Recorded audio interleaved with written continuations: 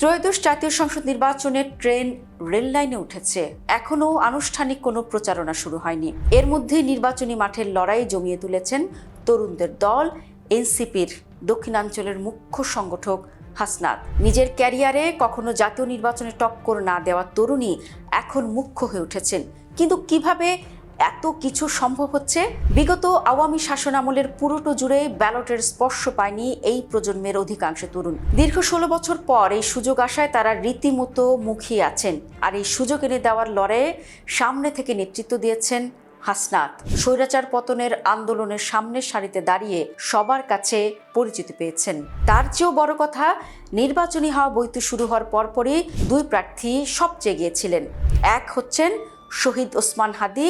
বাতাসা মুড়ি খাইয়ে নির্বাচনী মাঠের লড়াই জমিয়ে তুলেছিলেন তিনি, কিন্তু তার স্বপ্ন অধরাই রয়ে গেছে পতিত সরকারের চক্রান্তে। বীর হাদির পরে যিনি সবচেয়ে বেশি নিজের মাঠ গুছিয়েছেন তিনি হচ্ছেন হাসনাত আব্দুল্লাহ। ভোটারকে কাছে টানতে কোনো ধরনের খরচা ছাড়াই সবার কাছ থেকে প্রতিশ্রুতি পাচ্ছেন, কিন্তু এই প্রতিশ্রুতিতেই কি ভোটের মাঠে